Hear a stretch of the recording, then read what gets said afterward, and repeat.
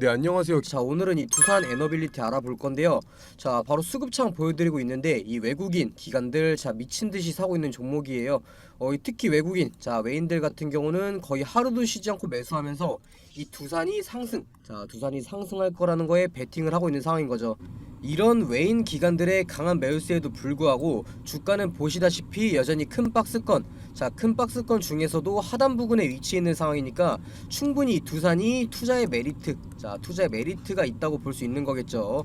자 하지만 이 두산이라는 기업 현재 공매도, 자 공매도가 급증하고 있어요. 기간별 공매도 순위만 봐도 현재 이 공매도 1위가 바로 이 두산 에너빌리티예요. 그만큼 이 공매도가 활발해지면서 주가의 상승, 자 주가의 상승을 누르고 막고 있다는 거예요. 사실 이 공매도 물량들 주가를 눌러서 수익을 챙겨가려는 것보다 이 서서히 두산 에너빌리티라는 기업이 호재들이 하나둘씩 나오고 있고, 뒤에서 말씀드릴 거긴 한데 지금 이 원전 관련 소송 걸려 있는 것도 좋게 끝날 것 같으니까 이 주가를 누르고 물량을 확보하려는 것 같아요. 이 공매도 쳐서 개인들 신용 털어내고 반대 매매 나오게 하고 이 자기들이 물량 가지고 수익 보려는 거죠.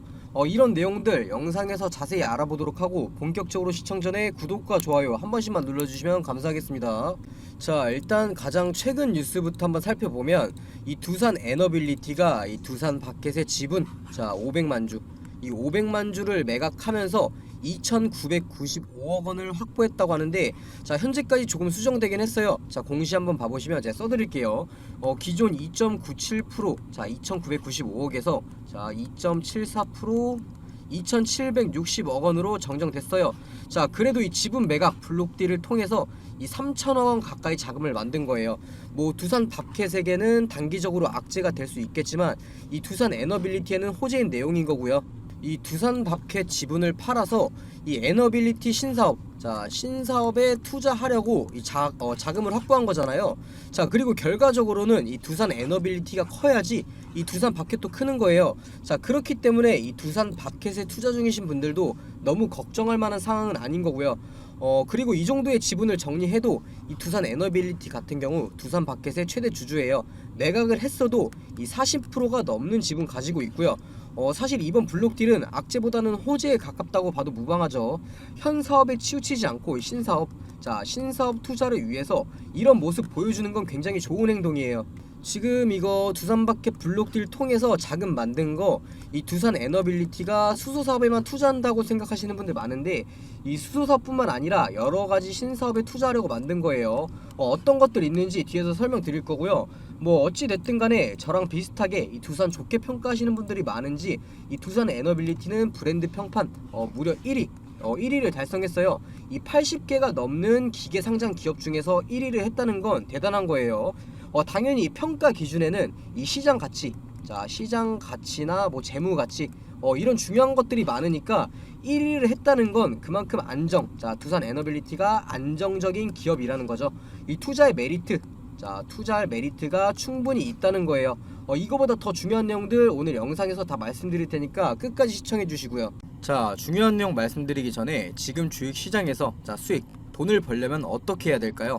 무조건 정보예요. 정보.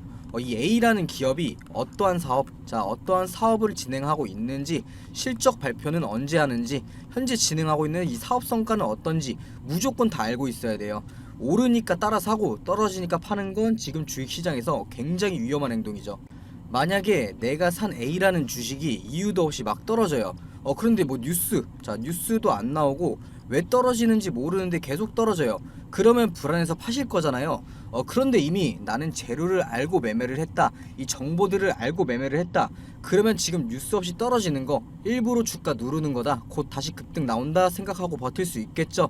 그래서 지금 주식시장에서 무조건 수익을 보기 위해서는 미리 정보를 선점하고 있어야 된다는 거죠.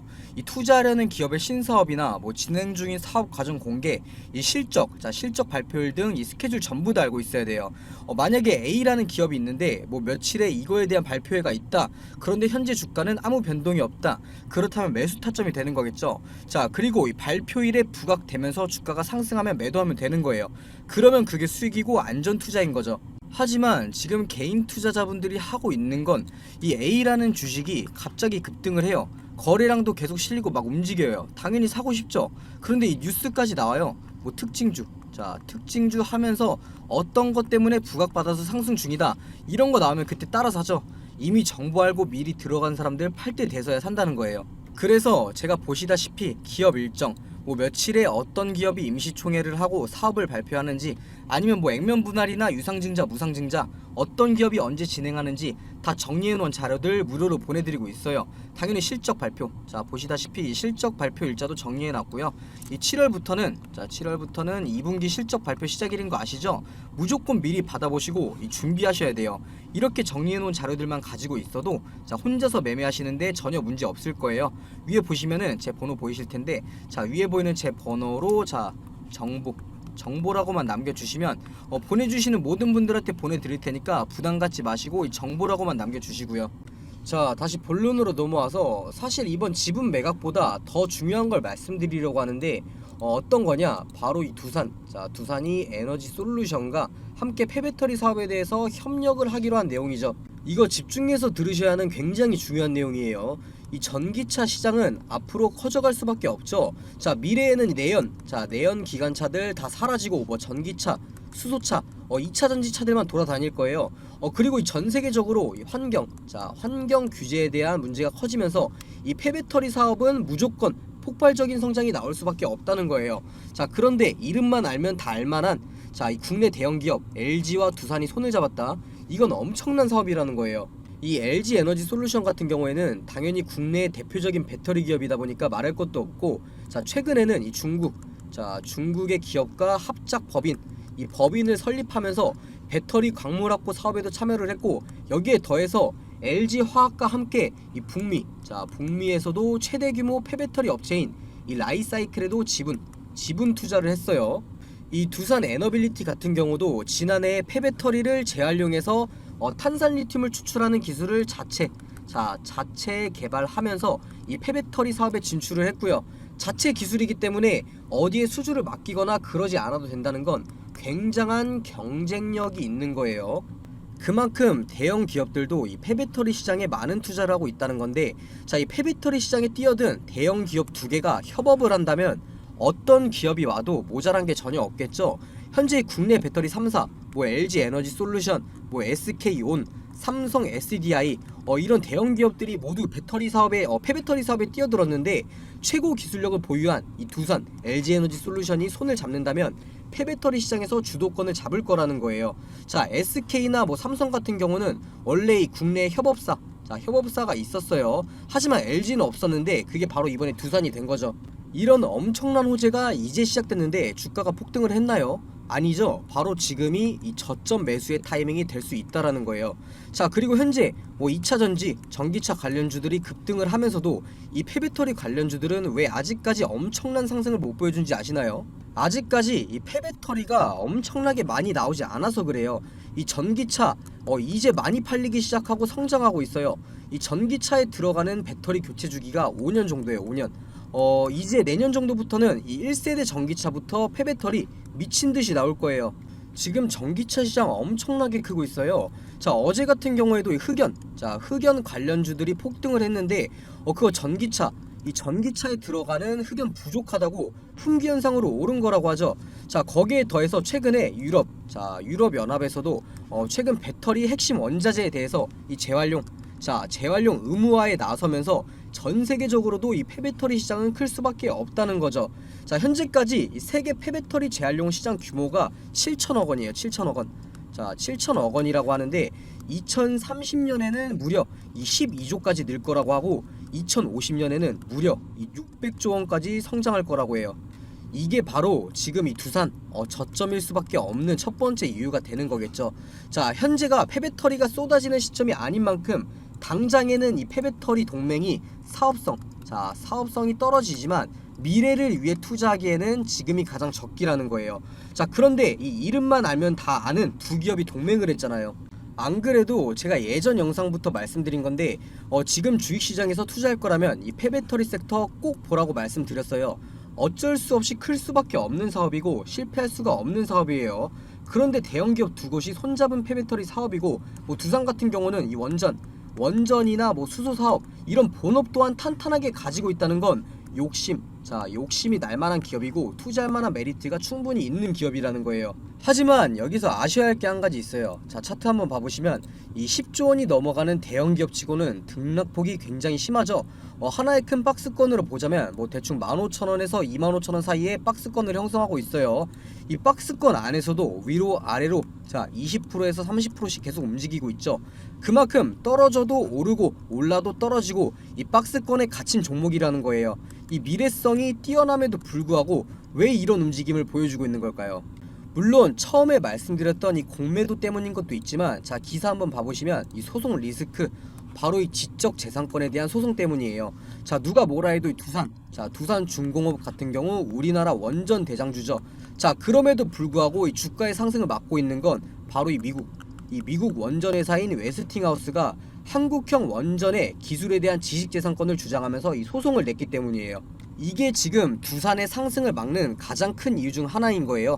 이 공매도와 이 소송, 뭐 지금까지 나온 걸로 봤을 때 이 소송 같은 경우는 합의로서 끝날 것 같긴 한데 아직까지 확정된 건 없어요. 만약에 이게 해결된다면 제가 보여드렸던 박스권 돌파는 상승 충분히 나올 거예요. 거래량도 보시면 막 엄청나게 잘 나오는 날, 엄청나게 안 나오는 날이 있는 게 아니라 꾸준하게 그냥 일정한 정도로 잘 나오고 있어요. 이게 무슨 말이냐면 현재 이 두산이라는 기업에 투자를 하면 이 미래성은 보장되어 있고 안정적이겠지만, 자 이 박스권 안에 갇혔다는 뜻이 이 수익률이 그렇게 크게 나오진 않을 거다. 자 이 장기 투자할 경우에는 계속 비슷한 수익률 정도가 유지될 거다라는 거예요. 그래서 매매를 할 때 하더라도 이 매수하고 매도하고 이런 걸 반복하면서 이 수익을 챙겨가야 하는 종목인 건데요. 당연히 혼자서 매매하시는 분들은 그래서 언제 사야 하고 언제 팔아야 하는지 판단하기 어려우실 거예요. 자 그렇기 때문에 위에 보이는 제 번호, 자 두산이라고 남겨주시는 분들은, 자 평단가 남겨주시는 분들은 제가 직접 매매 가격에 따른 이 매수 매도 타점, 이 타점을 직접 잡아드리고 있으니까요. 부담 갖지 마시고 연락 꼭 남겨주시고요. 그리고 연락 남겨주시면 타점뿐만 아니라 혼자서 매매하실 수 있게 이 두산 관련된 자료들, 자 정리해놓은 자료들 전부 다 보내드리고 있어요. 마지막으로 정리해서 말씀드리면 이 두산 에너빌리티 같은 경우 이번 소송이 합의로 끝나게 되면 다시 전고점을 돌파하는 상승이 나올 거고, 이 LG 에너지 솔루션과 이 폐배터리 사업 동맹으로 확실한 캐시카우 역할을 할 사업을 가져왔지만, 일단 이 소송이 해결되기 전까지는 어떤 호재들이 나온다고 해도 이 리스크 때문에 처음에 보여드렸던 이 박스권 돌파는 힘들 거라는 거고, 국내 대표 원전 기업인 만큼 이번 이 러시아 우크라이나 전쟁 이후 자 재건 사업을 하겠죠. 전쟁이 끝나게 되면 자 그때 국내 원전 대표 기업으로 두산이 참여를 하면서 성과를 가져올 수 있다는 기대감, 그리고 이 대형 원전에서 SMR 이 소형 모듈 원전으로 이어지는 중장기 방향성으로 이 원전 부문 기업 가치는 우상향할 수 있을 거다라는 거예요. 제가 지금까지 드린 말씀만 정리해서 봐도 지금 시장에서는 이 투자하는 데 있어서 이 두산이라는 기업이 자 리스크보다는 자 투자의 메리트가 크다고 판단하고 있기 때문에 이 외인 기관들이 쌍끌이 매수 중에 있는 거겠죠. 자 이러한 세세한 내용들 자료들 정리해 놓은 거 위에 보이는 제 번호, 뭐 숫자 1번, 문자 1번 또는 두산이라고만 남겨주시면 자 전부 다 보내드리고 있으니까 부담 갖지 마시고 꼭 연락 남겨주세요.